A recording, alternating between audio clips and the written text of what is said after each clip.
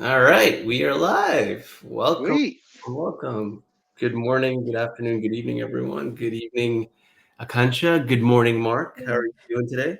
Good. How you doing? Nice and snowy here in DC.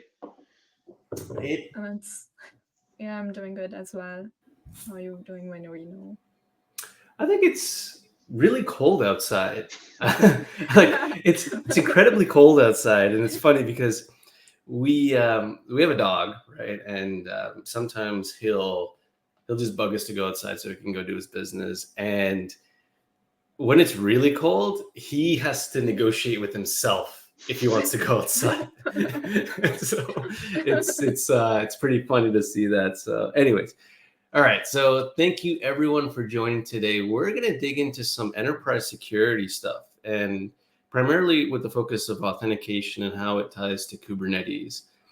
And we have a special guest here. We have Marc with us, and Marc's going to be our expert while we dig into how we would use Kubernetes in an enterprise fashion. And what that really means is I don't want to be sitting there authing into clusters using kubeconfig files. We should we should take the enterprise route, and we should be doing things officially. We should be tracking our accounts. We should be staging them appropriately based off of when we onboard new users and when we have to, terminate them and offboard them so that they don't become a risk for us down the line. So there's a lot of different ways that this can be controlled. There are systems like Active Directory that help with this. There are systems like Okta, which we're going to be exploring today, that help with this as well. But one of the coolest ways to tie this all together to use something like Okta with Kubernetes is using a tool like OpenUnison. So what we're going to do today is we're going to look at our two clusters. We're using Civo Cloud, by the way, because Civo is an excellent cloud provider to use, and they're fantastic friends of us. But at the same time, it's easy to get up and going with this cloud provider. So I've got two instances of clusters running, one in Phoenix and one in London. And what we're going to try and do is get these two clusters to be authenticated with some accounts through Okta. Now, before we get into all of that, let's introduce ourselves, because I think it would be nice to really understand a little bit of our backgrounds, where we come from, why we're here, and I'll pass it to Marc first. So, Marc, why don't you introduce yourself and tell us a little bit about what you do, a little bit about what Tremolo does, and what you're aiming to do for the future. Thanks, Marino. So, Marc Borstein. Hi, everybody. I'm the CTO of TremoloSecurity and the author of the OpenUnison project. I have been involved with identity management for 20 plus years. Every industry that you can think of, U.S. government agencies, etc. I have been involved with the Kubernetes project since 2015. So if you've ever read the OpenID Connect docs, I rewrote those when it originally came out with 1.3, I want to say. So I've been in this community for quite some time. That's awesome. Akansha, why don't you go ahead and introduce yourself? Yeah, so hey everyone, I'm Akansha and I'm DevRel at EmpathyOps. So I love to interact and with people and build communities, hosting spaces, and learning about various technologies to win in the cloud native ecosystem. So before I used to do all the web development stuff, but now I've been for past couple of months I've been exploring cloud native, and this year I'm just gearing up all up for getting a few certifications as well. So yeah, this is pretty much about me. I love it. Thank you so much for sharing your introductions. My name is Marino Wijay. I'm sure you all know me and know what I'm up to, but I spend a lot of time in the open source space around networking. So that's full stack networking. But the reality is, as a network engineer, you can't just simply focus on one thing. You can't just focus on the roads that you build. You also have to focus on the entry points and how to integrate some form of authentication. So as packets are making their way, as requests are making their way, they're all authenticated. Now, that's a very, very specific example, but we're going to focus more on user authentication into our Kubernetes clusters. Now, before we really dig into that, I was doing a little bit of digging, and Marc wrote a fantastic blog post, which I'm going to share with y'all. about the different forms of authentication and mechanisms. And while I'm pulling that up, Marc, do you also want to talk a little bit about the book that you wrote? Because I think it's important for folks to know about it. But at the same time, I also believe you're doing something additional for the next iteration of it as well, right? Yeah, so I'm the co-author of Kubernetes and Enterprise Guide. The latest edition is the second edition. We're in the process of writing the third edition now. And what makes our book different from a lot of other Kubernetes books is two things, really. One, we call it an enterprise guide. And the reason why we say it's enterprise is that it has a large focus on integrations with external tools. So when you're talking about authentication as an example, you generally deploy something else to do the authentication. There's a touch point there with your cluster. We get into things like backups, not always the sexiest thing in the world, but kind of important when the bad thing happens. We get into Istio and talking a little bit about how you set up service mesh, not just from a cluster perspective, but also what it looks like from an application developer perspective. One of the really unique things about the book authorship is that my co-author and I come from very different perspectives of the cloud native world. Scott Sorovich, who is my co-author, is SRE, sysadmin, one of those guys who says, I'm not a coder, even though I'm like, dude, you're writing code in these scripts. You're a coder. But like, it's like, I'm a crudgety old sysadmin. I'm coming at this from a systems perspective, whereas I've always come at things from an applications perspective. So it really brings an interesting multiple perspectives to how you set up and deploy Kubernetes, how you get into things like GitOps and security and identity in a way that just is very different from other books. The other thing that is one part that we really wanted to do with this book is, I don't know about y'all, but I cannot learn anything just by reading. Like, I need to get my hands dirty and get into it and build things. And so, and I also need to connect the dots. Like, you can't draw two circles with me, show me an owl and say, this is how you do Kubernetes, right? Like, I need to see the details. I need to see the steps. And so we didn't want to build a cookbook, because cookbooks are great if it's got the recipe you're looking for, but they're often very shallow on theory. So we wanted something that covered the theory and then had labs to show the theory. And so every single chapter has a lab. And for the cost of a VM, you can get it up and running. And honestly, even just for the scripts, I give my co-author Scott all the credit in the world. He has automated kind to the point that 99% of the time when I just need a development cluster, I launch a VM, I run the script from the book, I have a kind cluster up and running, it works beautifully. And so, yeah, so check that out from Packet Publishing, available on Amazon and everywhere else books are sold. And then right now we're working on the third edition, where we're adding monitoring and logging. We're adding virtual cluster conversations. Yeah, there it is. Oh my God, they're selling it for $10. I know. I bought my copy last, I think, a couple of weeks ago for $10. So that was actually a steal, in my opinion. Yeah, that's and actually, so the nice thing about if you buy it directly from Packet, there's no DRM. Like, you don't have to worry about which, like, it's an EPUB or PDF, and yeah, there it is right there, DRM free.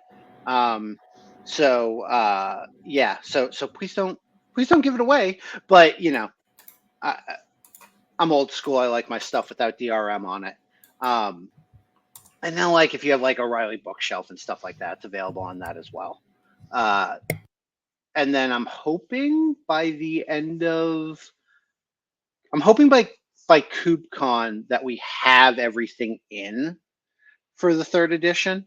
But I would expect that would probably come out sometime this spring. That's fantastic, and I really thank you for sharing that, because this book isn't like the kind of book where it just pulls you in super deep into that rabbit hole. I mean, it starts you off really taking you through some of the foundational pieces of understanding how Docker works, understanding how Kubernetes works, understanding different authentication mechanisms. And then it really, gradually gets you to the point where you understand, why you would want to do this in enterprise security. So, while Marc is looking at, is updating this current edition to the next edition or to this next version, I mean, this book still has a ton of value for folks to go and take a look at. Now, let's move on to something more specific, because we talk about authentication, and your blog post right here, which I'll drop in the chat here, is really detailed about, you have a blog post about how we would approach enterprise authentication. But I feel like that's a little too deep for today's session, and we could re-explore that next week or the next time we do our next stream. But I wanted to really touch on these authentication types, the data stores. A lot of them are familiar to me. So for example, Active Directory. I've worked with that many years ago. I don't work with it as much, but the reality is, like we've discussed in our past Twitter space, it's still widely used. It scales very well.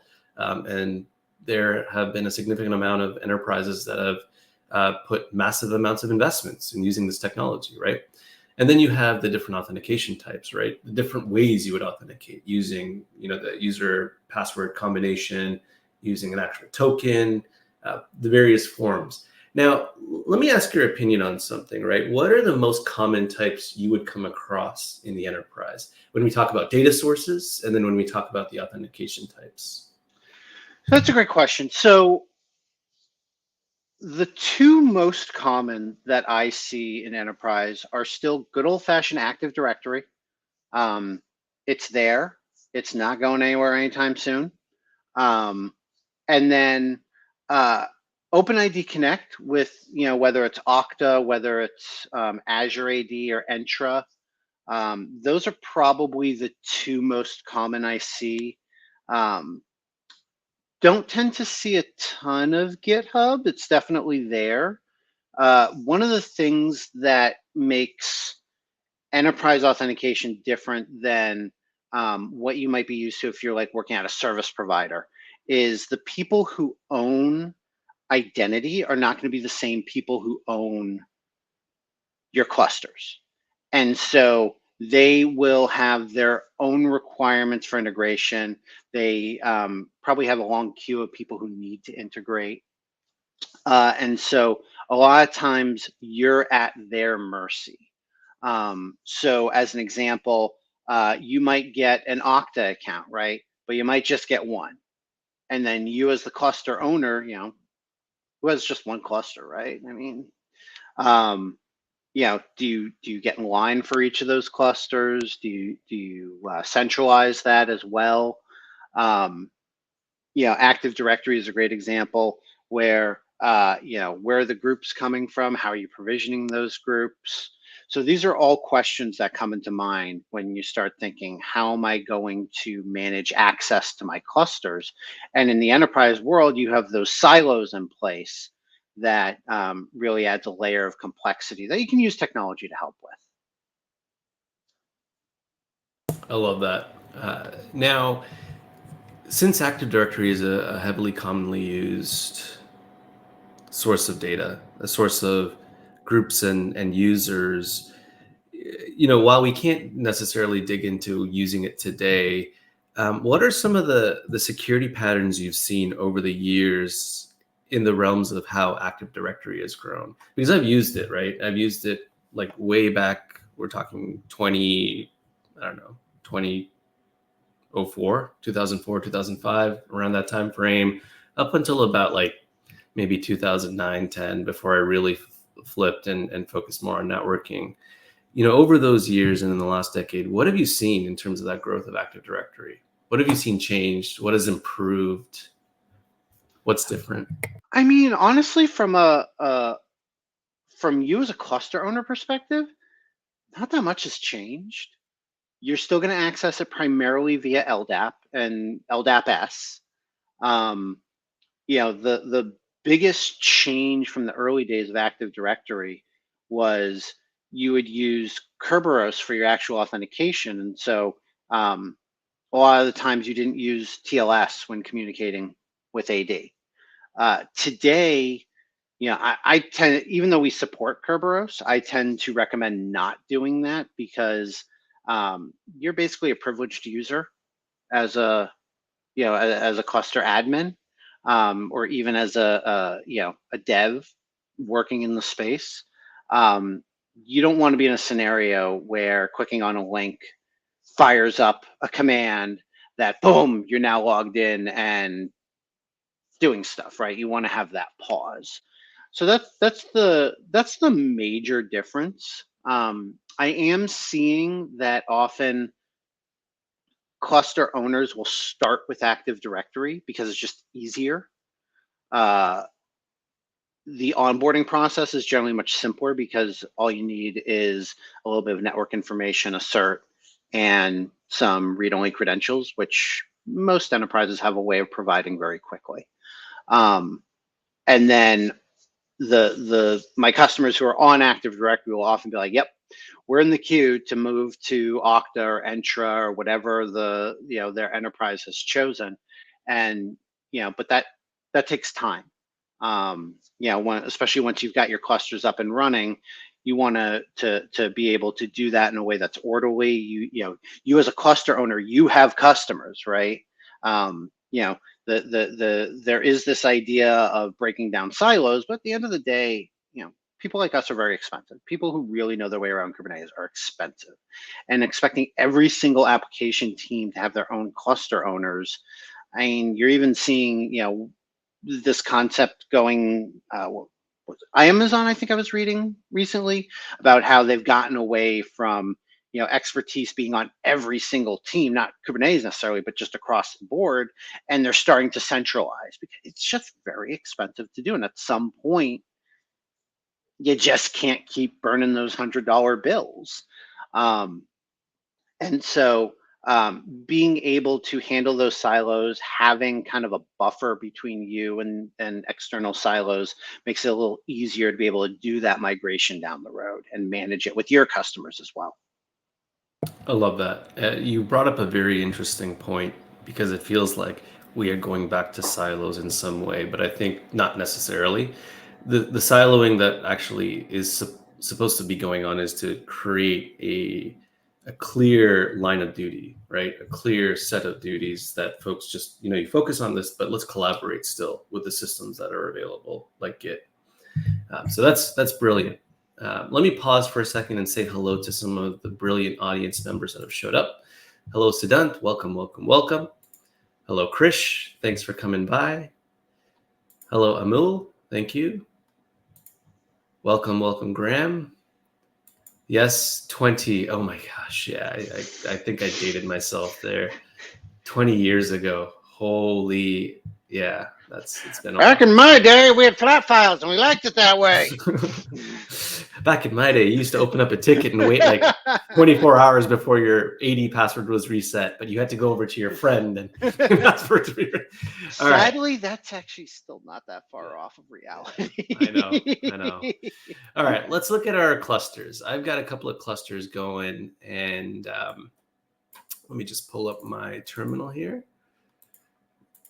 And, I decided to go hard mode this time because I normally work off of my Mac and I normally would use Linux or some Linux operating system. But, I decided to use Windows. Like, why would I do this to myself? I actually use Windows for gaming. That's all I use it for. I don't do anything else.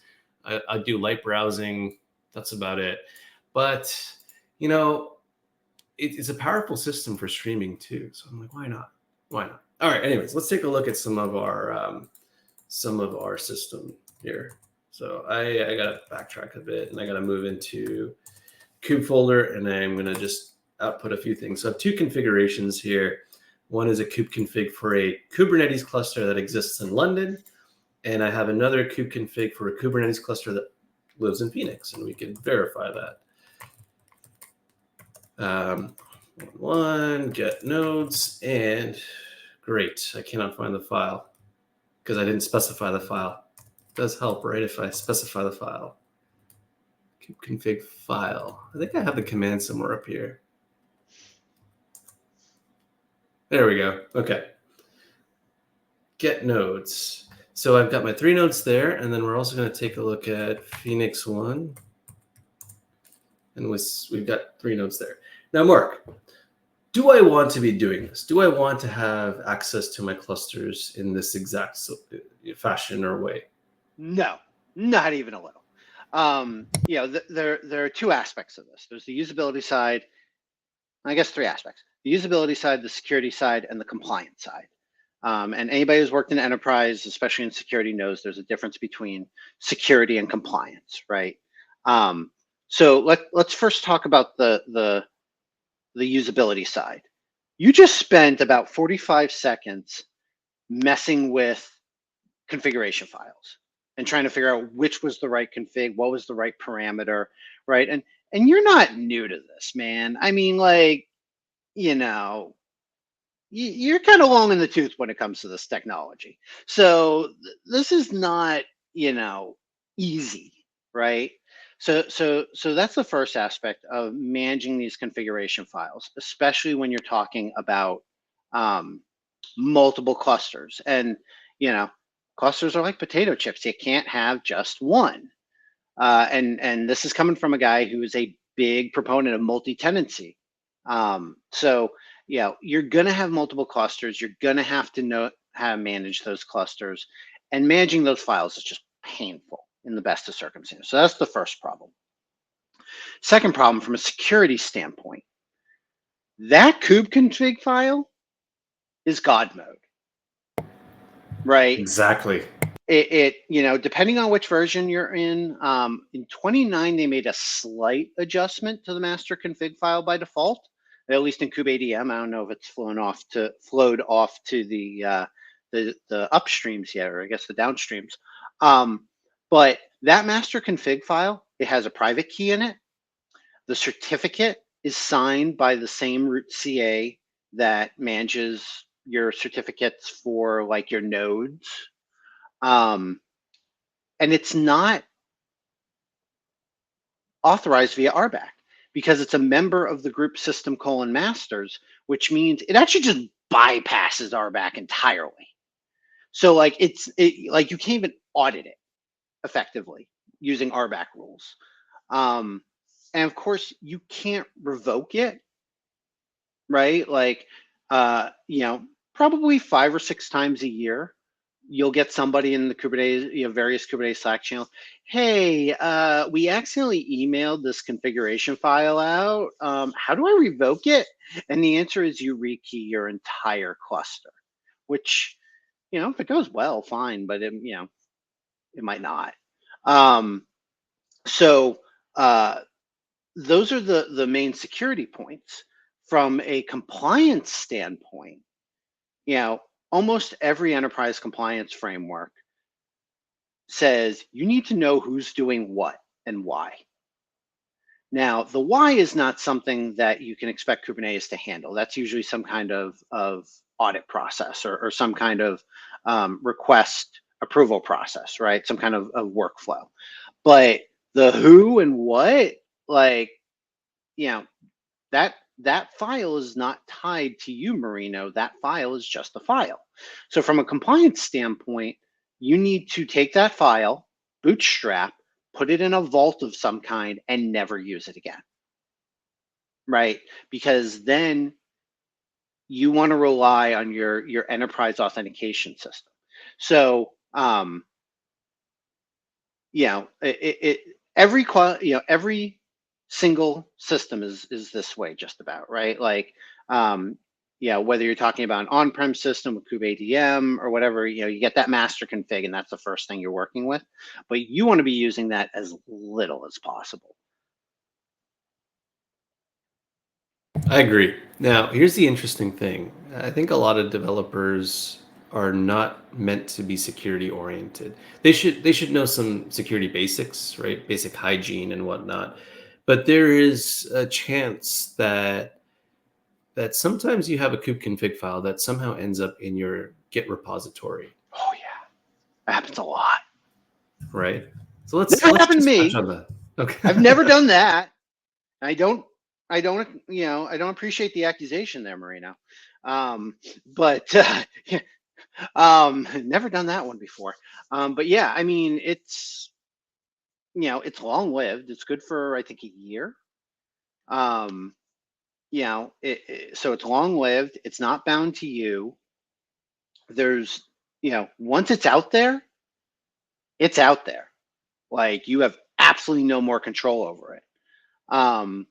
And so, yeah, that file is very, very dangerous. And you just, I don't think people realize just how dangerous it is. It's not keeping a key underneath the mat just in case you lock yourself out.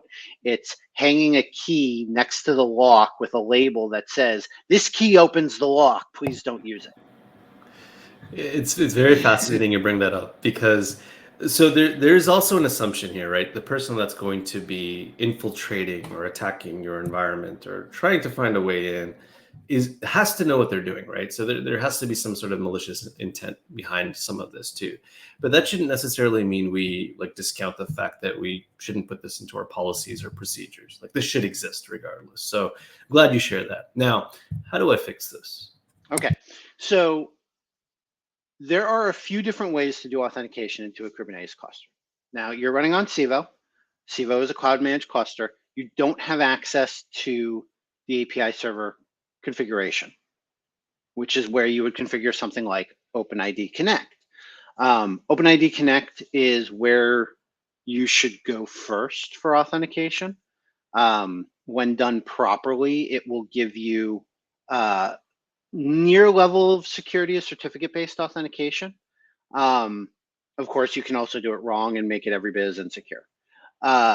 The tricky part, though, is that when you're talking about a managed cluster, like Civo, like Amazon, like AKS, like GKE, like this is across the board. In order to enable integration of some kind of third-party identity provider, you need to be able to change the API server configuration parameters, like command line, how you run the API server. They don't let you do that. 1.29, which was released like a week ago, 2 weeks ago, has an alpha where cluster managers will have the option to allow you to do that without changing the configuration parameters. However, it's only alpha today. And quite frankly, I would be really shocked if it got widespread adoption, because it still means opening up your clusters in kind of ways that I don't know that cloud providers are going to love. It's not a object that you configure the way that you would, I'm going to create a namespace, or I'm going to create a config map. It's a static file that sits on the API server, so there's still management around that. So some questions as to what the adoption is going to be there. For cloud-based clusters, you use something called impersonation. And so the idea is you put a reverse proxy between your users and your API server, in this case, Civo. You do your authentication on the front of the proxy. So you integrate that proxy with something else to be able to authenticate, like an Okta or whatnot, or AD. And then you send headers back to the API server.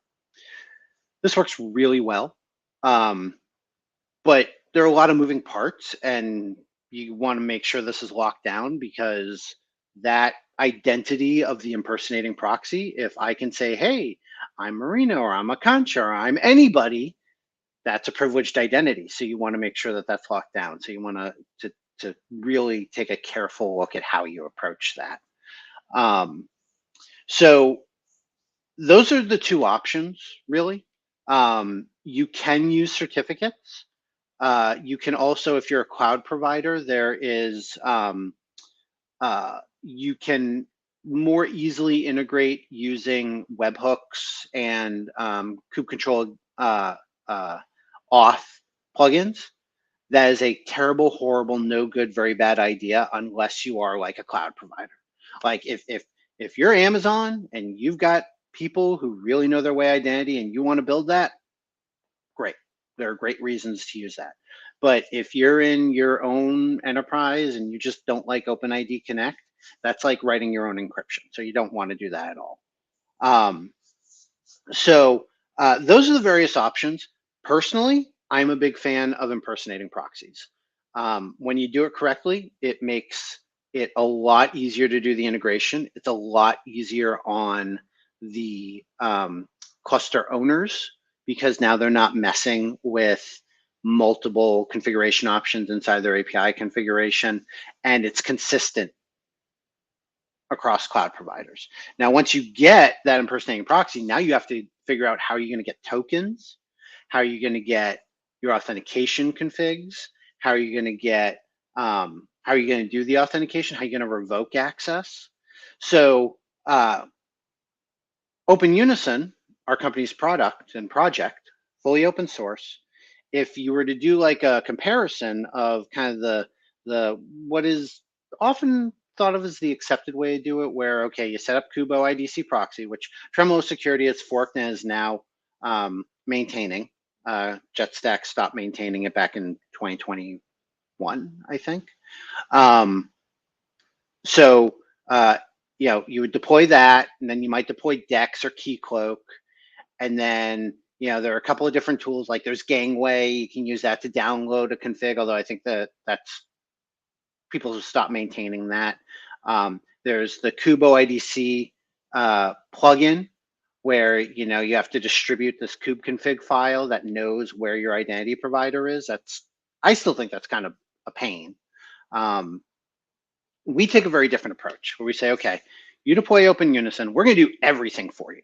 We're going to set up your ingress. We're going to set up your identity provider. We're going to integrate with your identity provider. We're going to set up the proxy. We're going to integrate all the certificates for you. So that way, everything's that way. And then we're going to give you a portal. And on top of that, out of the box, we're going to give you dashboard access. Because I know there's a lot of people in our community that like to look down on GUIs and the Kubernetes dashboard. But man, when you want just a really quick, hey, I want to look at what's going on in my cluster, you cannot beat the ease of clicking on a button and seeing that layout and doing it securely. And the other beautiful thing about it, so I will tell you, I access my clusters off of my iPad securely. Even better, I've done it off my phone securely. You get that with your web-based dashboard. And it Marc, frees you from the tyranny of the keyboard. I think the real crime here is that you're using Android with Apple. I like Hey, you're the guy doing Windows on Kubernetes. So. Glass houses, my friend. I love it. I love it. All right.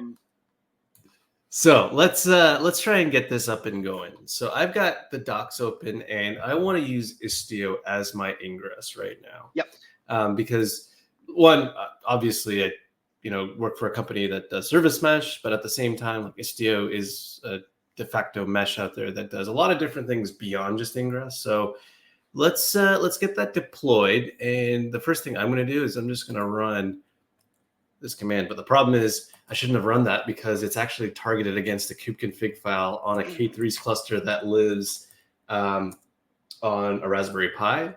And yeah, so I'm going to type in lun. Did that Raspberry Pi just go up in smoke? No, it should be fine. Should be fine. Should be okay.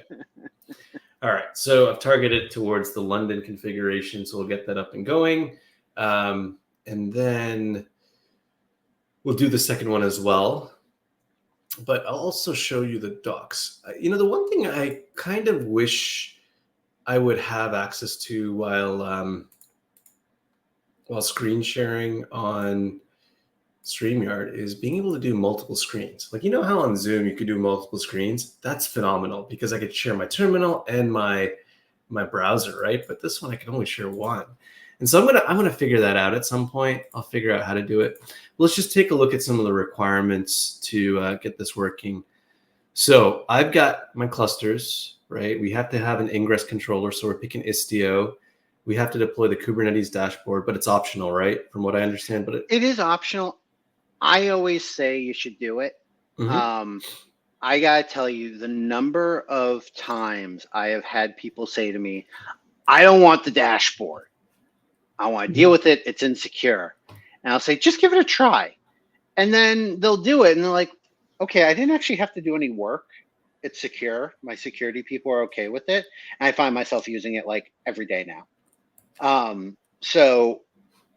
Yes, we made it optional, but I would say go into it with an open mind. You will be really pleasantly surprised with how useful the dashboard is.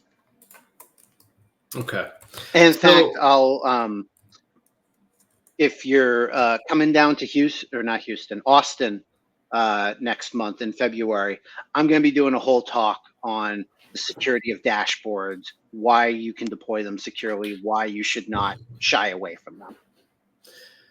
I will be in Austin. I'm going to be there with Kat Morgan because we're going to be doing an IAC talk with Pulumi and Cilium and Istio. So it's going to be good. So we're going to be at Civo Navigate. We're going to have a good time. I'm looking forward to it. It's going to be fun. Yeah. All right. So while we were chatting behind the scenes, I actually went ahead and deployed Istio for the other cluster as well. So we've got Istio up and running. The one thing that we're going to do is we're actually going to take we're going to head over to the Istio requirements here and take a look and see what it's telling us to do. So it wants us to label a namespace, OpenUnison. We don't have the namespace yet, so we have to create it. So I'm going to copy this command, right? We'll have it available. I'm going to go back to my terminal. And we're going to do everything else from the terminal going forward because I don't like flipping back and forth. And I have to figure out a more optimal way to do that so that we can see everything. I mean, I could share my entire desktop, but I don't want you to see how messy my desktop is. Yeah, that becomes difficult to see. Yeah, so before I do that, I'm going to go ahead and do a labeling. kubectl create ns OpenUnison. Actually reminds me, I need to update the docs because our deployment utility will now label namespaces for you. So I got to update the docs so you don't have to do that on do it this way. But I got to update those docs because now that the utility does support labeling for you. Nice. Okay, so I've got my namespaces created.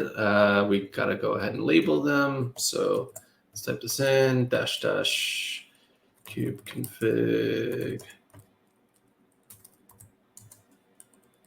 Okay. Checks one. Okay, cool. All right, so now I have to do some, ooh, interesting. I just realized something here. What?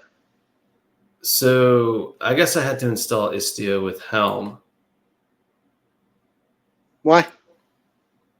Or maybe not. Yeah, the demo profile. The values.yaml is for OpenUnison, not for exactly. Okay. I was like tripped up for a second. I was like, yeah. Okay. No, we're good to go. Okay, so we've got our namespaces labeled. Now we have to go back to deploy OpenUnison. So before we do that, we have to do the Kubernetes dashboard. So I'm going to copy this over. That's not good. So let me paste this in. YAML. Can apply -- kubeconfig. Come on. Oh, okay. This one.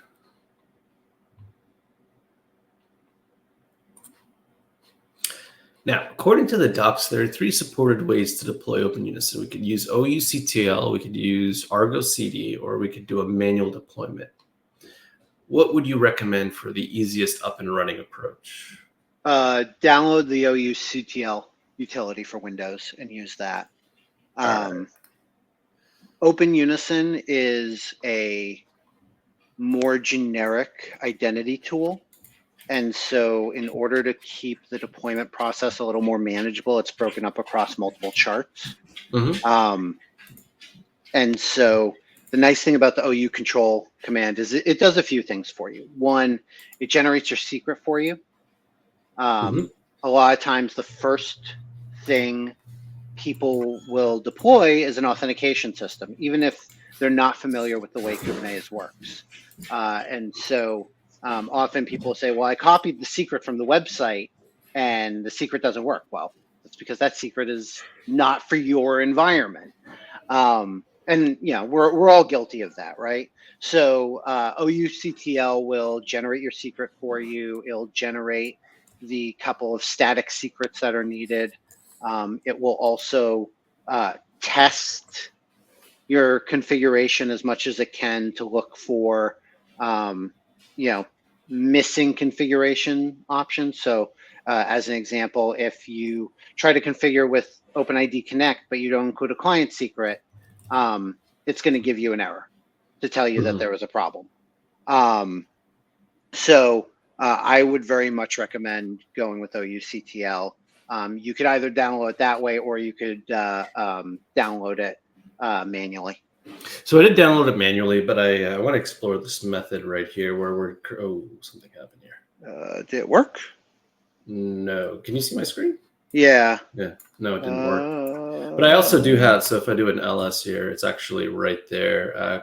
Do you see OUCTL? Yeah. Right I let's just go with that. I'll double check. Maybe the plugin, That's okay. Manual plugin deployment isn't working.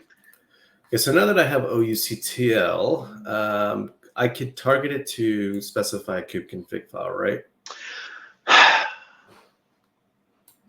So we're using that's a good question, because I know that if you do it via environment variable, it'll work. That's how I do it. I don't know if you use the config, the -- kube config, if it'll work, to be honest.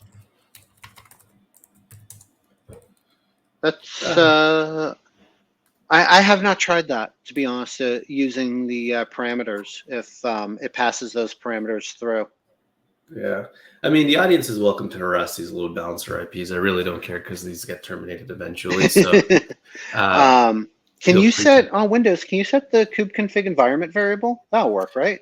Yeah, I have to set it, but I'd have to do it once per kube config, right? Yeah.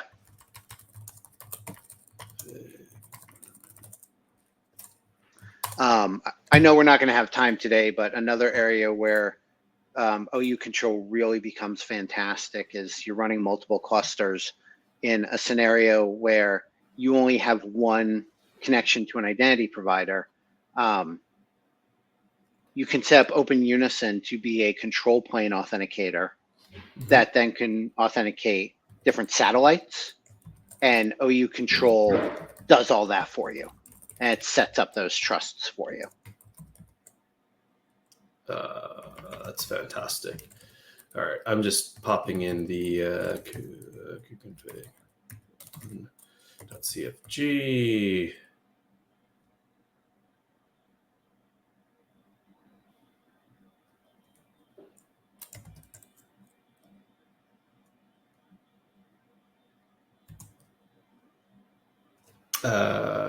Before I share that, I just want to double check something here. I'm just going to open up a separate window so that just to make sure we're talking to the right cluster. Yeah. Let's do it. Kube.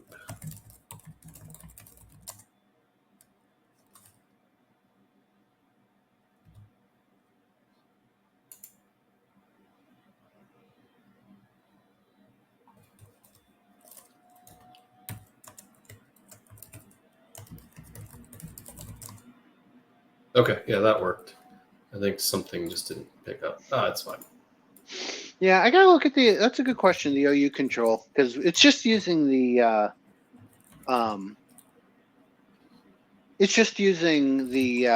SDK, client Go SDK, and Helm under the covers. So I gotta see if there's a way to just simply pass those parameters through. Yep. All right, so we're good. So I can run OUCTL now. So that's for the first cluster, and I'll have to do it for the second cluster afterwards. But if I do a kubectl get svc-n istio system, just to make sure that I've got an LBIP that we can hit. All right, so we're good to go. Okay, so let's go back to the OUCTL docs. Okay, so we don't need to patch because we have a load balancer. And dang it. Oh yeah, I have to download the values.yaml file.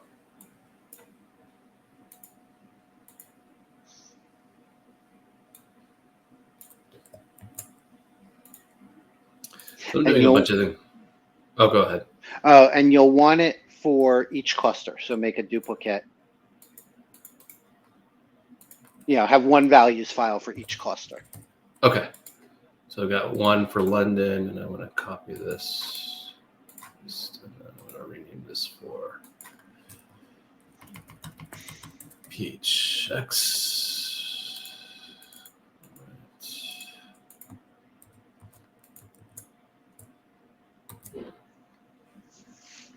Okay, I guess I have to modify some values here, or no? Yep, you're going to have to modify some. Okay, so let's take a look and see what we would modify. So I'll share my little text file. So because OpenUnison is an integration tool, we really tried to spend a lot of time making the documentation feel like a one-way path rather than trying to make you hop around in different spots. We also wanted to give you a configuration file that gave you as little to change, but as much as you needed off the bat. So like if you go to the very beginning section, the first thing is you've got the three hosts, your OpenUnison host, your dashboard host, and your API server host. These all have to point to your load balancer. So I have to set up a local host entry, or your nip.io, I think would. I would go with nip.io is going to be your best bet, because the problem with a local host entry is we're going to be deploying Kubo IDC proxy to handle impersonation. And that's got to be able to resolve the host name of OpenUnison to be able to trust the certificate. It can't shortcut that via an internal host. That would cause all kinds of security issues. So it's got to be able to resolve it as well. All right, so let's take our public load balancer IP and let's go to nip.io. So all we just do is append, or prepend, I should say, our public IP to .nip.io, and that's it. Yep. So what I'll usually do is do just like a search and replace on apps OU Tremolo dev.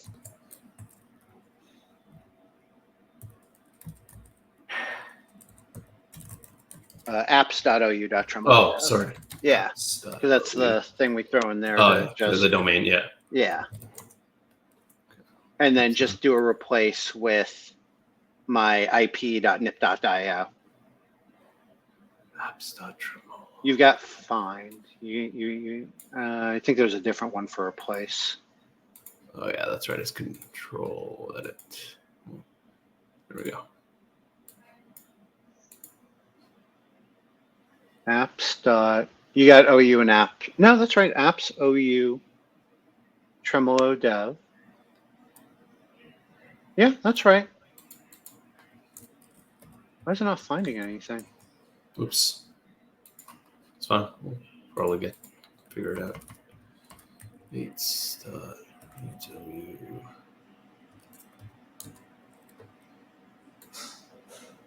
That's weird. I wonder why it's not finding it. I'm looking right at it. Windows. Anyway, there's only 3 places to do it. Yeah. So leave the K8s OU. So leave that part, because each one of those things need to have their own individual host name.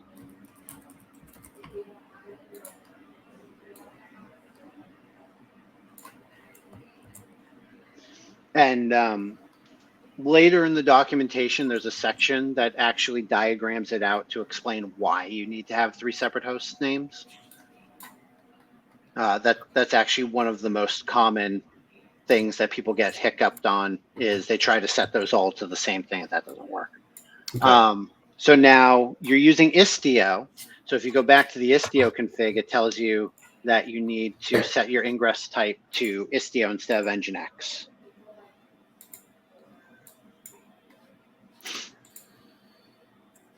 So let me just find this here. Control F network.ingress. Can't even find that. What? Yeah, well, that's because it's not network.ingress, because it's the YAML. So ingress type. yeah, so you change that to Istio. Now, you use the demo Istio deployment, right? Correct. So that automatically set up a virtual gateway, and the default is going to look for that. So you don't have to worry about labels for that. The next configuration point you should set is, see where it says K8s cluster name, OpenUnison-CP? Mm-hmm. You should give that, maybe London, or, something identifiable. It's just a label, but it makes it a little easier to keep track of configurations. Okay. There we go. And then you've got enable impersonation as false. You want to set that to true because you're using a managed cluster. So that'll deploy Kubo IDC proxy for you. Okay. And then the rest is good? Yep. Then we can go down to our, scroll back up, because now we got to configure authentication. So out of the box, we support Active Directory, OIDC, GitHub, and SAML. Mm-hmm. We comment them all out for you. So that way, you don't accidentally turn something on. But if you tried to run this command, or you tried to run this config, you control it, say, nope, this is no good. You need to pick an authentication method. Yep. So you're using Okta, right? Yep. So that's pretty common. So uncomment the OIDC section.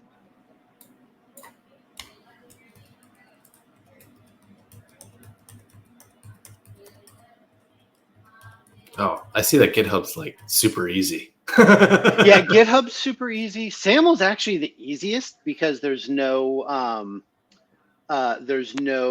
secret that you have to worry about. But SAML is kind of a dying breed for a lot of very good reasons. Mm-hmm. So now this is where we talk about being an integration tool. You've now got to open up Okta and do a little bit of work. All right, let's log into Okta quickly. How are you doing for time, though? You're okay for time? Oh, I'm good for time, yeah. All right.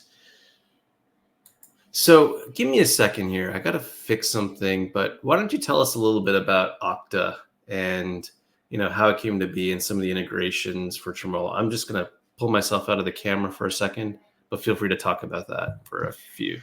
Yeah, Okta has been around for about 10 years now, I think. And it's part of a larger movement towards identity as a service. Being able to maintain identity systems outside of my local environment, outside of my enterprise. The great thing about Okta is you don't have to manage anything from a upgrades perspective or whatnot. But at the end of the day, like anything else, it has its own quirks. And so, as an example, getting into the OpenID Connect spec, there's like 200 RFCs, I think, that you have to know in order to know all of OpenID Connect. I am not going to pretend to know all those specs. And quite frankly, you shouldn't either. But that means that there is a lot of room for variation. And so one of the things that you as a cluster owner need to be mindful of is not so much, is Okta better than Entra, is better than, which one's best? You've got to deal with what there is. But what are some of the opinions of these systems? So as an example, Okta does not include groups in the ID token. You've got to make a call out to the user info endpoint to get the groups.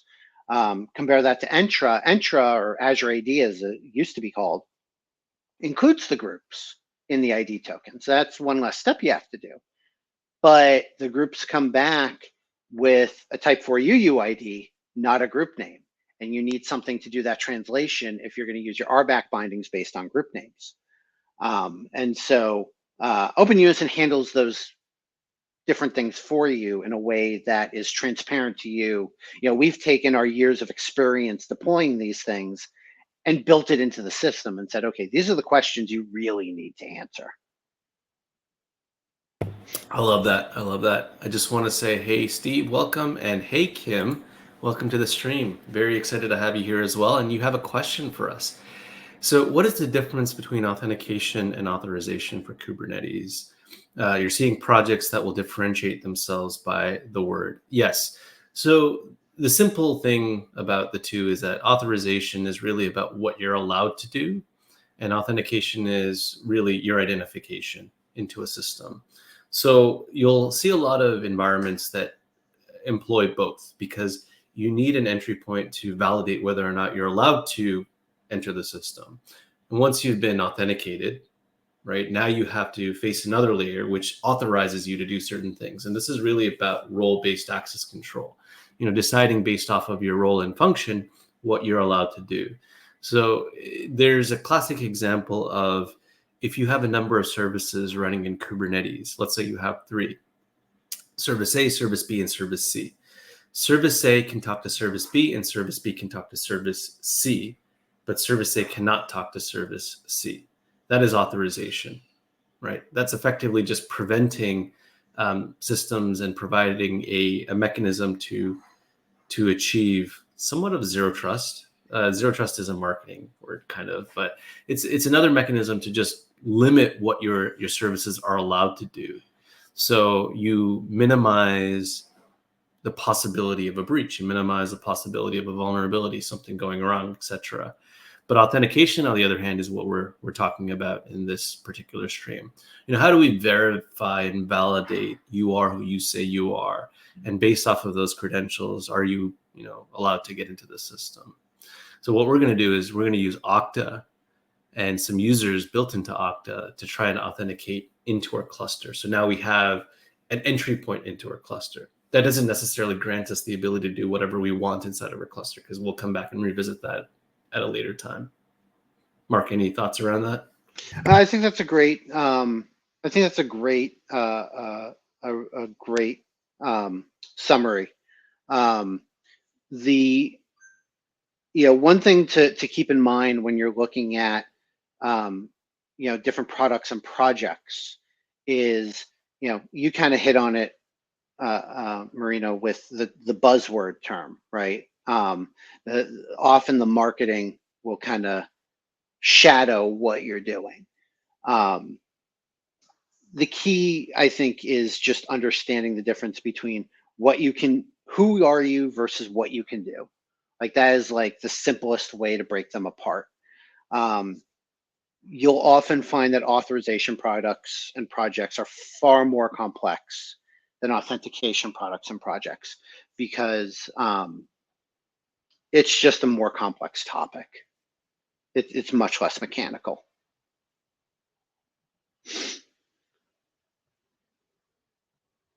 Oh, we can't hear you, Marina. Oh, sorry about that. Don't want to do it again. I just want to say thank you for the question, Kim, and thank you for that extended answer there, Marc, because I think it's worth noting the differentiation between the two and how the two work together. So let's get this configured. We've got a few more minutes, because I know I have to leave in probably the next 29 minutes before I get in trouble by my next meeting. But we're at this point now. We have to continue the configuration. We have to look at Okta. So let's take a look at my Okta configuration right now and see what I am missing, what needs to be done before we can get to a completed state. And then are you going to just share your? Hey, there you go. Okay, so first thing you're going to do is go over to applications, and we've got this all documented with screenshots. Go over to applications, and then you're going to need to create a application. So create an app integration, and it's going to be OpenID Connect, and then it's going to be a web application. Nice. All right. So let's click next. Okay. So give it a name, my clusters, whatever. And then your next configuration step is going to be, see where it says sign in redirect URIs? Mhm. You're going to want to click add URI and then go back to your configuration file. Okay. So y'all can't see that, but that's okay. So in the network section where it has your OpenUnison host, Mhm. change Okay. that, get that. And so your redirect URI is going to be https://auth/OIDC. And yes, this is all in the docs. I love this. The importance of this is that you don't want what's called a relying party. Your clusters in this instance are a relying party. You don't want a relying party to be able to say, hey, Okta, hi, I need to authenticate this guy named Marino, and go send all the really important information off to this bad place over here because it's all redirects and it's all disconnected. So you have to explicitly tell Okta, this is a place that the user can be redirected to when it's all over. Don't worry about sign out redirect URI for now. Don't worry about trusted origins. So, well, not quite yet. For controlled access, click on the first one, allow everyone in your organization to access. And then now you can go ahead and hit save. Okay.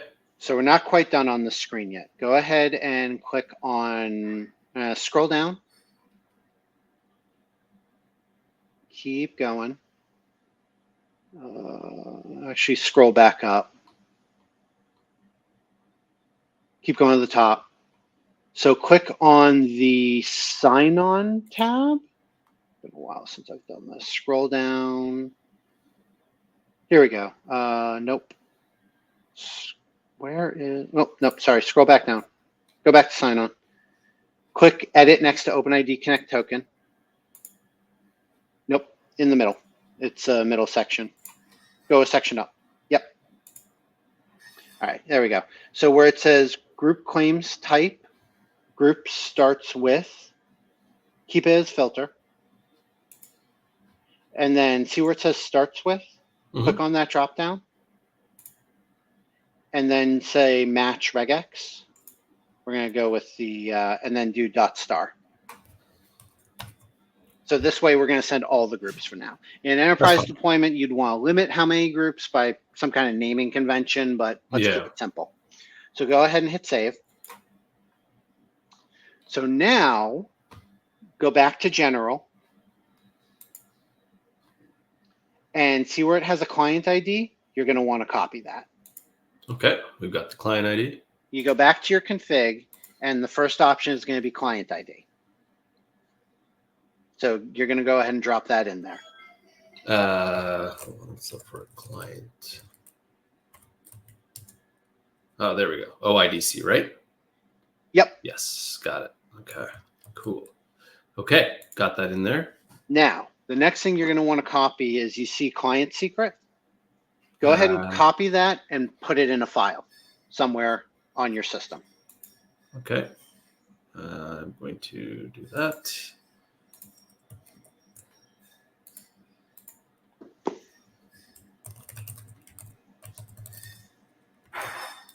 And I'm going to stick it on my desktop for now and deal with it later. Okay. Yeah. Okay.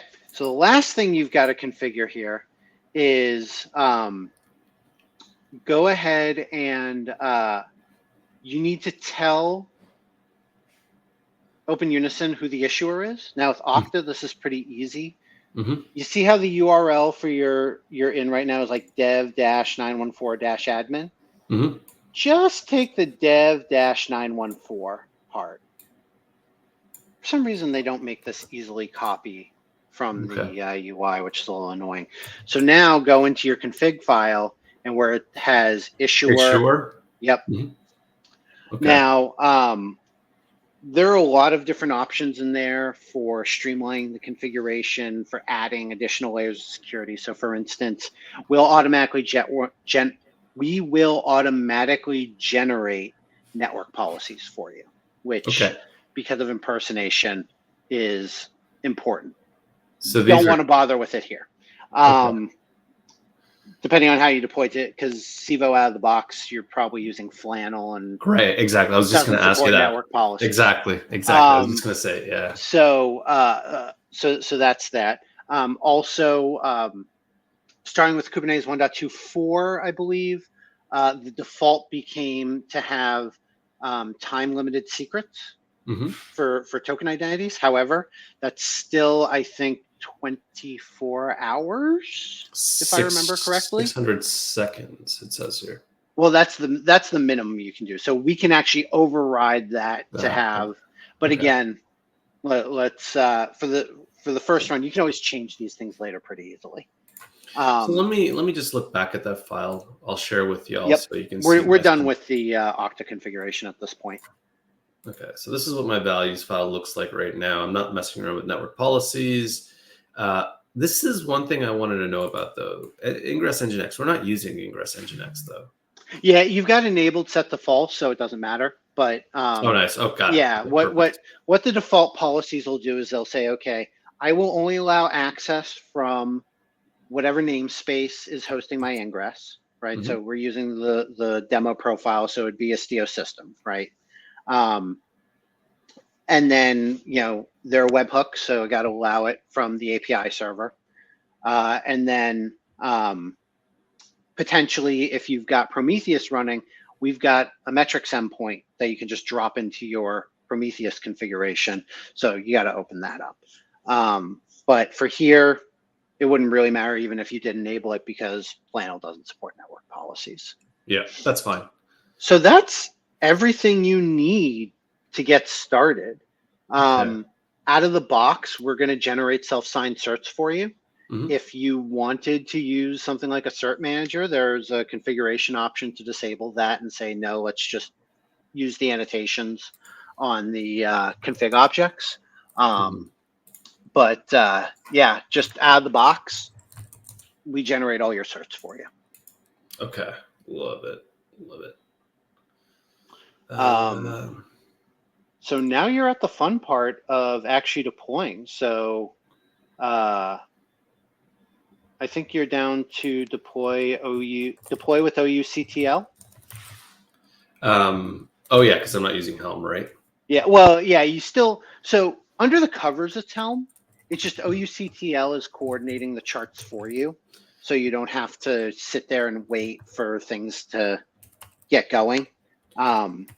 It just coordinates everything for you. Okay. Let me reshare my screen 1 second here.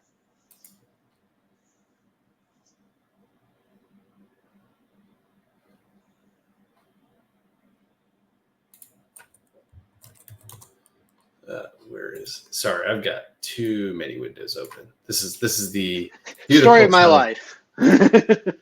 Love it. Okay, share screen. Let's try this again.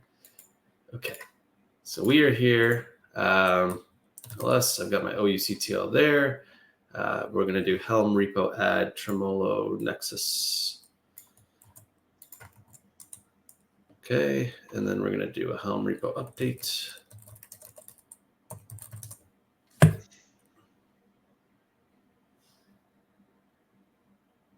Okay. So now we need a OUCTL install portal -us path to secret file, which is my desktop. And you're on the right cluster, right? Yeah, the London one. CTL. Oh gosh. Users. You didn't rename it, so it's going to be OUCTL-0.0.11-WinExe. If you want to just, there you go. Yep.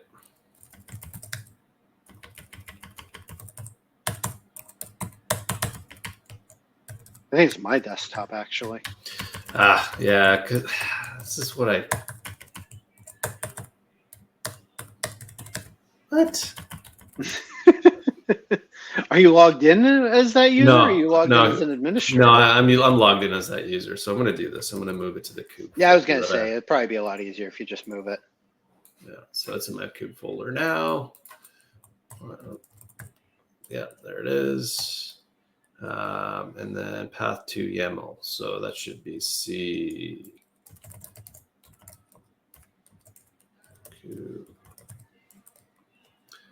What was it called again? Values lun.text, right? Or does it have to be a YAML? It should work. It doesn't care. It's just going to load it. It's going to parse it as a YAML, whether it is or not. So it should be okay. Oh, wait, but that's not right. Because that's the -s for the secret. Wait, is values is your YAML?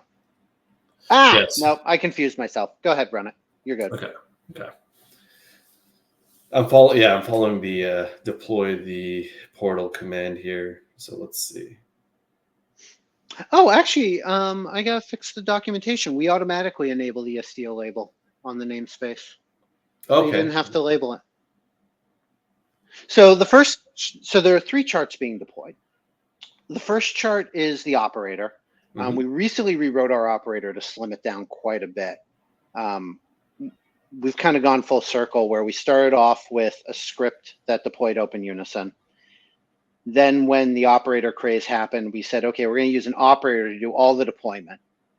And that was a mess, trying to use an operator as an install tool.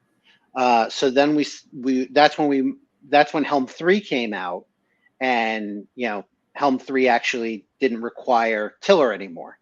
Remember Tiller? Remind me what Tiller is. Oh God, Tiller was the back end for Helm. So Helm didn't talk directly to your API server. Helm talked to Tiller, and Tiller talked to your API server. And Tiller had global access. So all somebody had to do was own Tiller, and your cluster was owned. But Helm 3 got rid of Tiller and said, nope, we're just going to talk directly to the API server for you. So it became a much more secure tool out of the box. So that's when we switched to Helm, scaled back the operator basically to manage certificates for you. And so once the operator gets deployed, the second chart is the orchestra chart. This does most of the heavy lifting as far as the infrastructure is concerned. So it sets up your deployments, it sets up your secrets, it sets up your config maps, all those various things. And this is the longest one to run just because, and we can see now we have one ready pod. Okay, because so we gotta wait for one to shut down. I was like freaking out there for a second. Yeah, no, it's Java, so it takes a while. This is a big pod. No, that's understandable. And then once this is done, the last chart is going to be orchestra login portal. So this has all of the application level configurations. OpenUnison is a identity platform. All of the configuration options are configured through CRDs.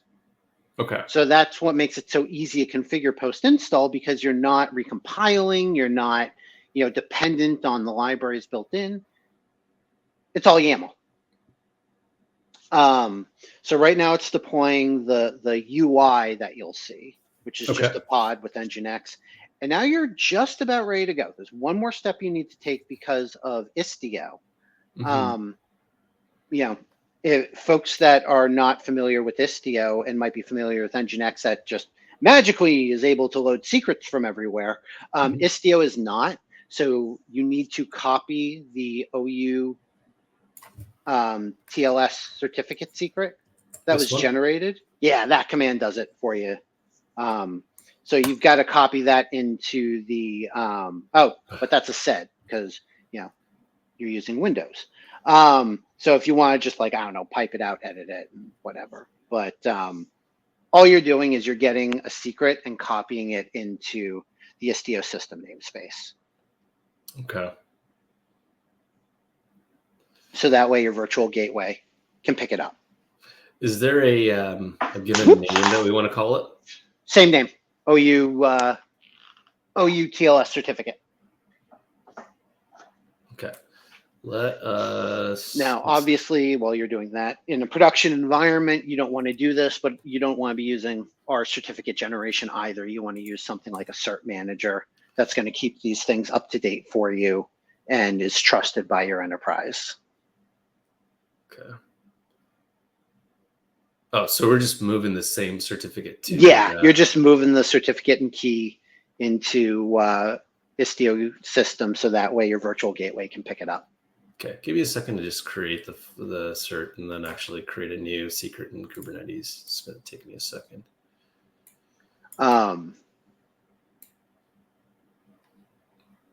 Now, we won't have time today, but we're using Istio here, and the cool thing about this configuration with Istio is it also supports Kiali out of the box. Whether you're running on-prem or whether you're running on-prem or in a cloud, Kiali, I actually donated the code to do this. Kiali will either accept a token or impersonation headers the same way the dashboard will, Kubernetes dashboard will. So you can use it in the same way, and it's just a matter of deploying an additional Helm chart. Oh, this is good.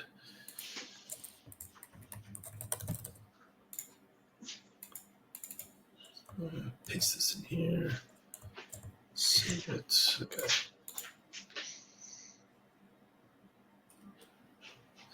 So one question: is it storing this new secret in the same namespace? In the Istio system namespace. Yeah, the same namespace as wherever your virtual gateway is. All right, give me 1 second. I'm just going to share my screen so you can see what I'm doing. Share. kubectl create secret dash dash. What did we call this one? OU secret. OU-TLS-certificate.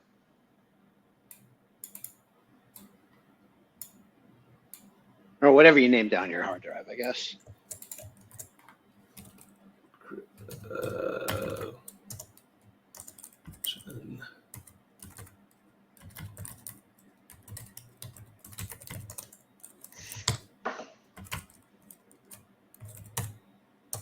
File. It's going to scream at me because I'm probably missing. See, I knew it. I forgot the flag. What is it? From config? Is it from? It's from no, literal? it's from dash file. From dash file, yeah. That's what I did. Is it from config? Maybe. Someone's gonna say. Someone's gonna tell me what it is. Create secret from file. Here, I'll just look it up. It's dash dash from file equals kubectl create secret generic. Oh, right. Damn it. That always gets me. Yeah. Create secret generic. Thanks, Kubernetes. All right, there we go. So now you should be able to log into OpenUnison, the URL that was popped out at the end.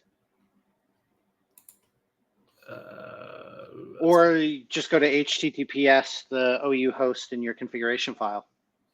Oh, yeah, that's right.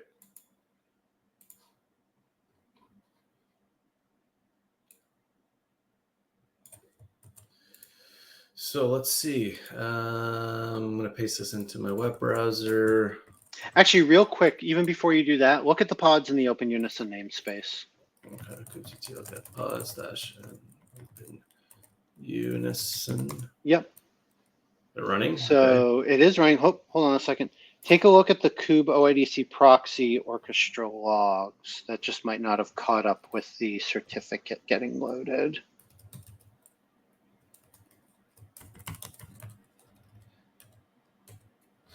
So this is how you know if Istio has been set up correctly, is the kube OIDC proxy pod will not get to a ready state without the certificate being set up correctly. Mm-hmm. So K8s OU, so it looks like it's still unhappy. Show me the secrets in your Istio system.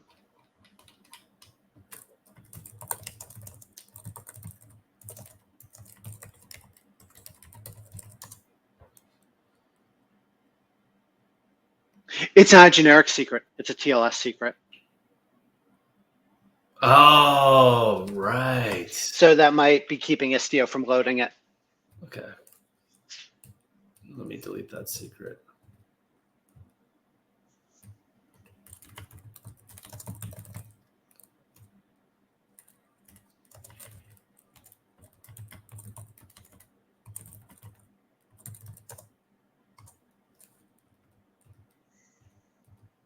So secret TLS. Yeah.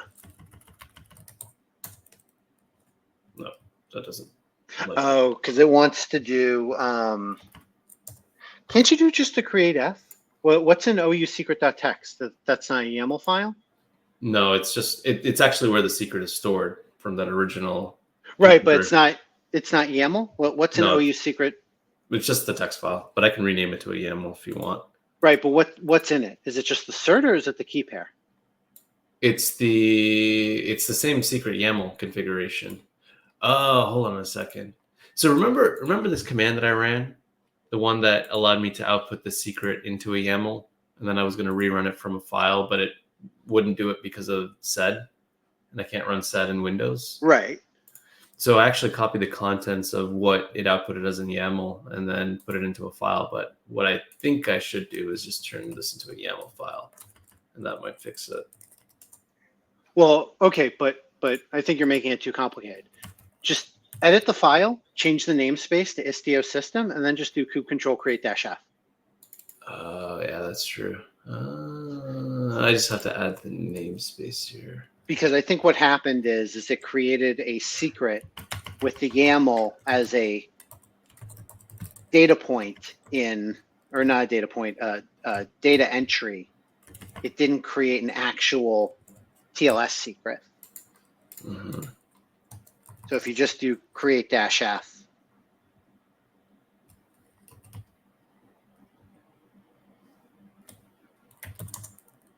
well, -f, point to the file.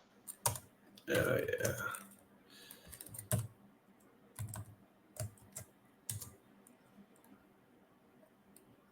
There we go. All right, now take a look at the OpenUnison namespace.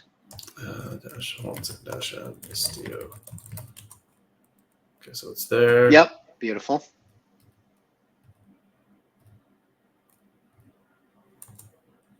Okay, and beautiful. We're running, so you should now be able to log in to OpenUnison. Okay. Oh, wow. Okay, you're right. Holy shit. Okay, hold on a second. Yeah, I think I might have gotten a little bit ahead of myself here, but hold on. Let's look at what I'm seeing on screen together, because I might be hitting another issue as well. So, 5 minutes to spare. Actually, I have a little bit more than that. We'll get there. You're in the home stretch. Okay, so this is my Chrome tab, right? And I'm going to paste this. Well, that's not it. That's not what I want. Hold on. I'm just going to pull that. Host again.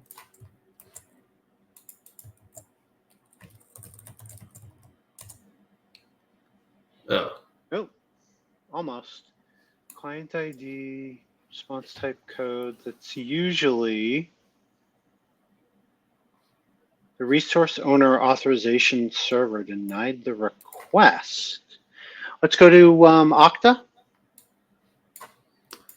all right. Let's look at Okta. Let me look up that particular error in Okta. It's usually just a config option.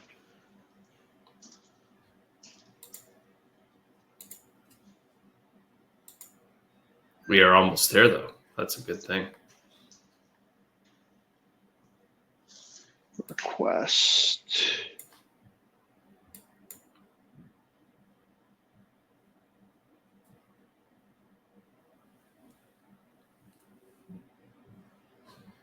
All right, let's click on Kubernetes-clusters. All right, that's your client ID. Let's look at your values.yaml. Let's 1 second here.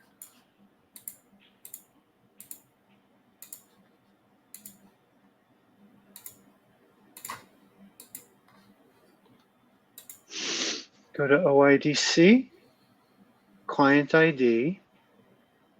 That looks correct. That looks correct. All right, so it starts with a 0 OA and it ends in a 5D7. All right, go back to Okta. Here, I'll copy this, and then we can just do a Control F just to make sure that it aligns. Yeah.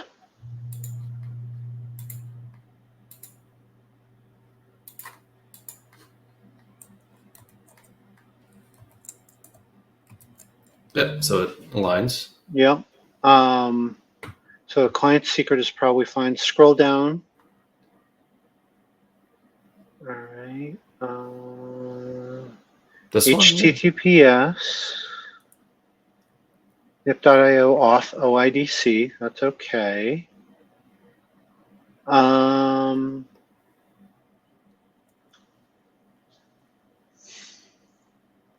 while. Let me fire up my own Okta and make sure I've got.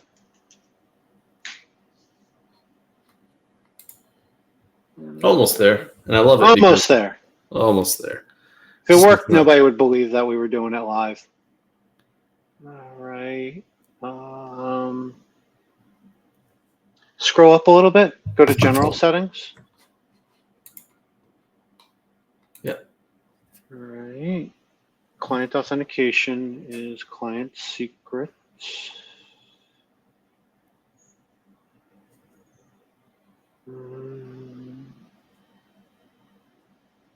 Client acting on behalf of user. Scroll down a little bit.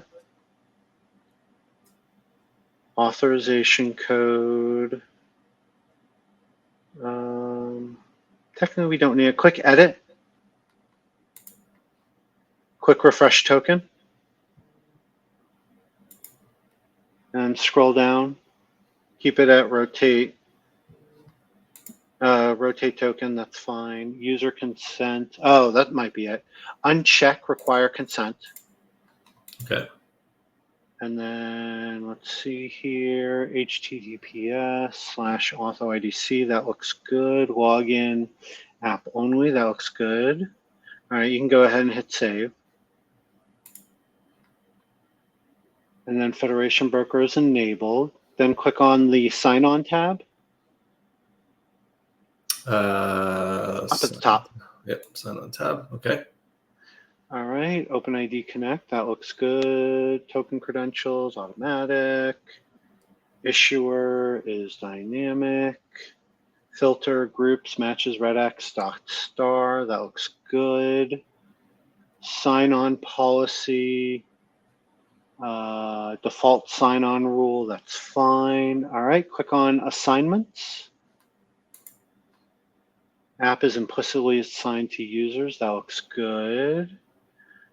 All right, try going to OpenUnison again. Let's see if that fixes it. So the same host? Same host, yeah. Let me just copy this again.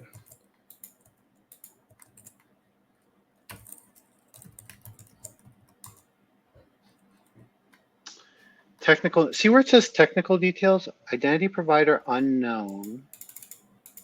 Error code access denied.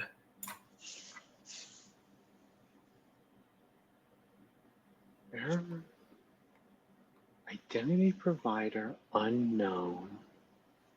Access denied. Go back and. Is it because I have no sources? You're logged in with an active user. Try an incognito window just out of curiosity. I know why. Okay, here's why. Okay, let me take that same URL again and then try this in another browser. And I probably have figured out why the case is. I use my Gmail account that gave access, so it's probably trying to auth me in as my Gmail at the moment. And it's not seeing that because, let's see, will this work? Okay, now it's asking me for a password, and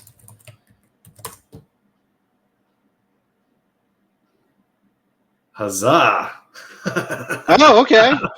Sorry, I know you can't see what I'm seeing, but here's my suggestion. Akansha, why don't you use your EmpathyOps account, right? And go to this URL I'm about to share to you, okay? Okay. You reset your password, right? Remember? You got an email. Yeah. Did you reset your password? Yep. I set it to a new one. Okay, so I'm gonna, how do I share this to you? Go check your Twitter. Go check your Twitter DM. I'll share the link.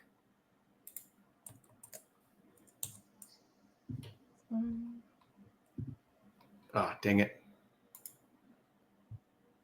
Okay. And then go to that link, right? I'm gonna stop sharing my screen. Mm-hmm.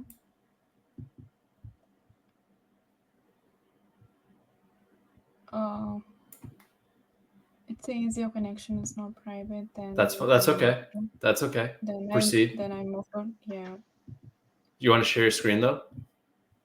Yeah, I'm unable to go ahead. Oh, you can't share your screen. No, I mean, yeah, just wait. Whoa! Oh God. It's the last tab. Oh no, this is perfect. Okay, this is good. You're getting to where I got to. So just type in your password, right? Whatever your password is.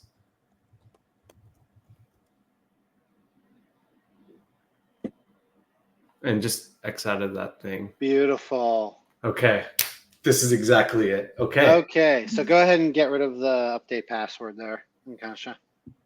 All right, so you've got, go ahead and look in the upper left-hand corner where you got that really weird random, that's your sub. So that's what Okta says your user ID is. Now, I know cluster operators love to use email address. Please don't. Email address is an anti-pattern in the identity and security world. Names change for various reasons.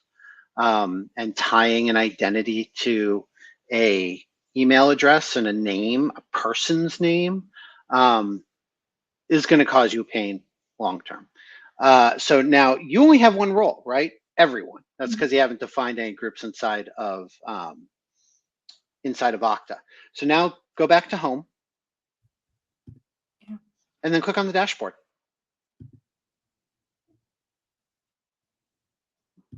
Go ahead and don't worry about the certs. It takes a second. Okay. You're in, and you can see up there in the right-hand corner, there's a little bell, upper right-hand corner. You don't have access to anything, but you're in the cluster. So let's go ahead and give you access to the cluster. Marino, in the OIDC section of the docs, there's a little RBAC snippet to grant access as a group. You're on mute, buddy.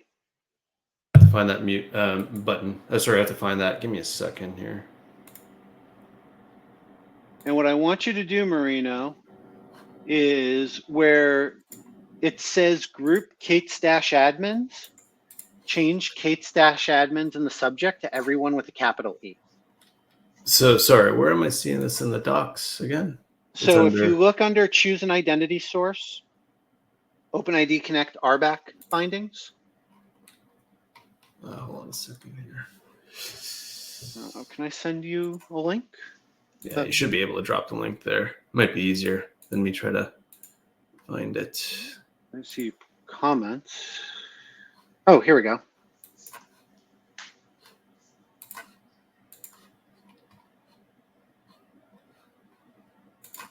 Perfect. Okay. Okay. RBAC bindings. Oh, you want me to just create that? Got it. And what do I change the name to?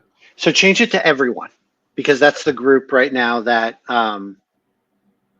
Akansha is a member of. Okay, give me a second here. Yeah. Now, obviously, in real world, you wouldn't want to grant everybody cluster admin access, especially after we spent the last hour and a half talking about why you should not do that. But you know, for here, for the demo, it'll work. So once you create that cluster binding, we should see the window change pretty quickly.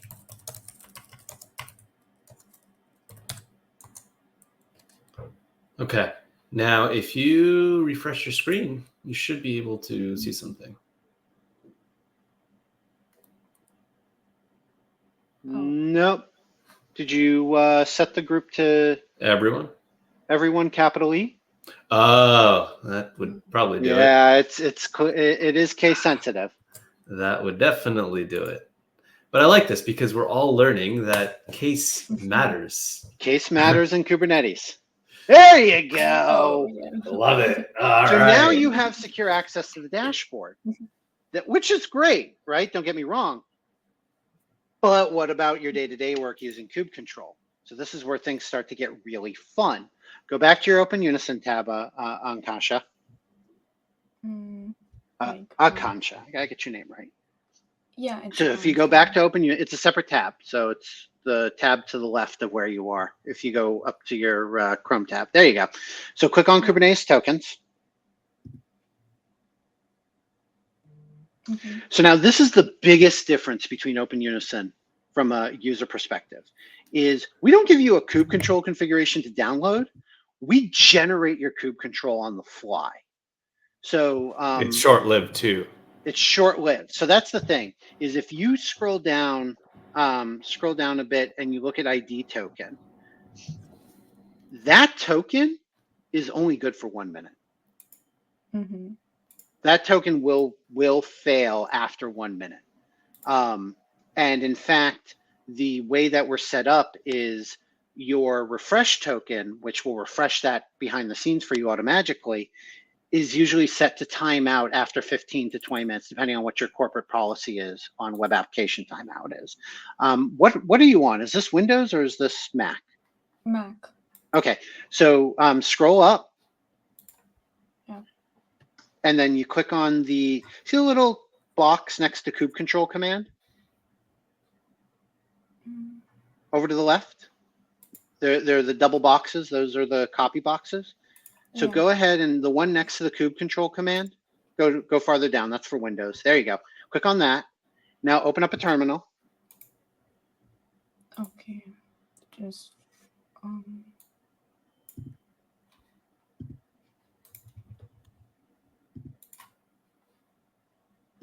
There you go. Make that a little bit bigger.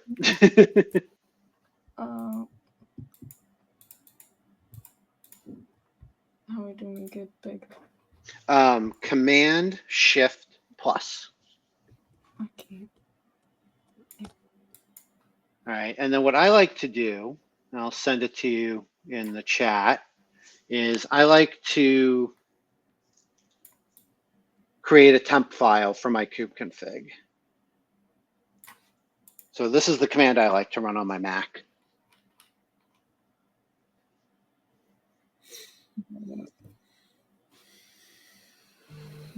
So yeah, there's a lot going on here, but what's important is it's creating your kube configuration file from scratch. So there's nothing to distribute. There's no anything to trust ahead of time and to keep updated. And if you're one of the poor, unfortunate souls who has to do this through a jump box, you paste this into your terminal window. It just works. And it works on Windows and Linux. So if you go ahead and hit enter. Yeah. Oh, look at this. All right. Now go ahead and look at your nodes, right? Kube control get nodes.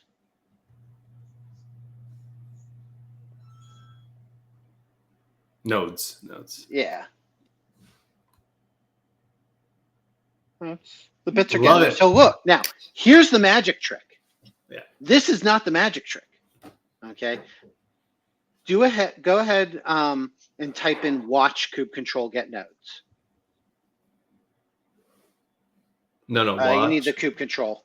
Watch in kube front of- control. Watch Yeah. Oh, kubectl get nodes.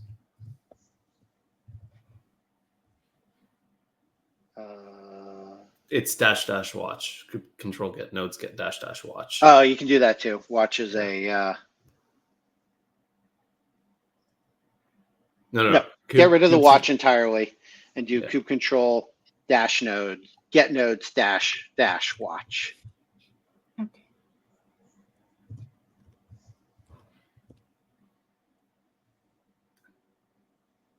Okay, so leave this here. Go back to OpenUnison. Mm, Log out. Click the log out button. Yep. So we've been talking about logging in. How do you end somebody's session? How do you log someone out? No, don't do that. Don't log back in. Leave it as is. Now go back to your terminal.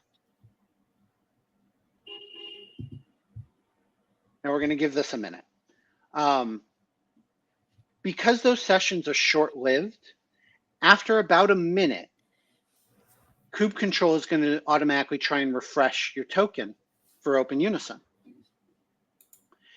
And it'll fail because the refresh token is no longer valid. Mm-hmm. So actually hit Control-C and let's just try doing it again from the beginning. Yeah, hit Control-C and then just up arrow. Or, yeah, and then, yeah. Nope. No. That's fine too, but go ahead and do kube control get nodes. Without the watch. Oh. Yeah. There you go. Perfect. Yeah. See, there you go. You're not able to connect anymore because that refresh token is now invalid. Now, that's great that you can log out, right? But what happens if we need to kill your access? Mm.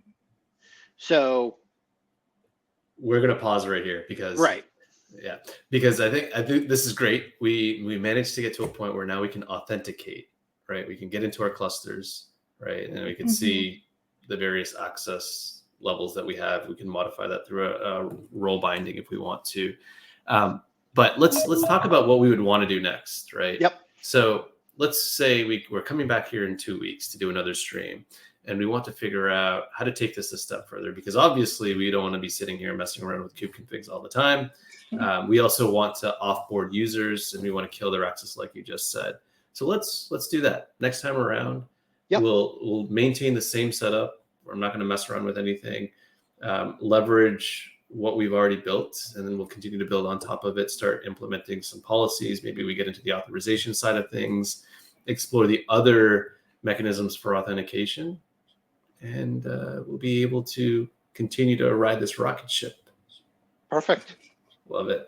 All right. Well, this is a really long session. I thought we'd be done in about an hour, but I'm glad we went through this because there were some things I learned through the process, and I'm sure that Akansha learned a ton as well. And I'm sure that folks that were listening in and watching probably gained a lot of insights as to how they would rather do Kubernetes authentication versus having to manually manage kube config files. So, having said that, I'm going to share something quickly with y'all.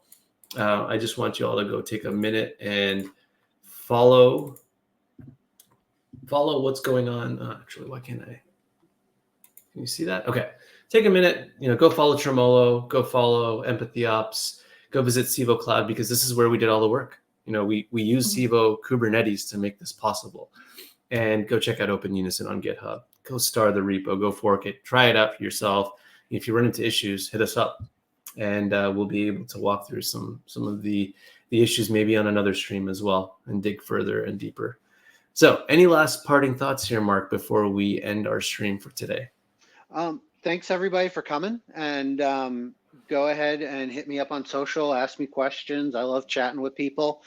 You can also find me in the Kubernetes SIGAuth Slack. I'm there all day long. So even if you don't have questions about OpenUnison, I love helping folks out with Kubernetes. Awesome. Well, thank you all again for coming by. Have a great afternoon, morning, evening, night, wherever you are. we will see you again in a couple of weeks. And we are having a Twitter space in a couple of days to talk about Docker development and DevOps. So we hope to see you there, and check us out on Twitter. See y'all. Yeah. Bye. Thanks, everyone. Bye, everyone. Bye.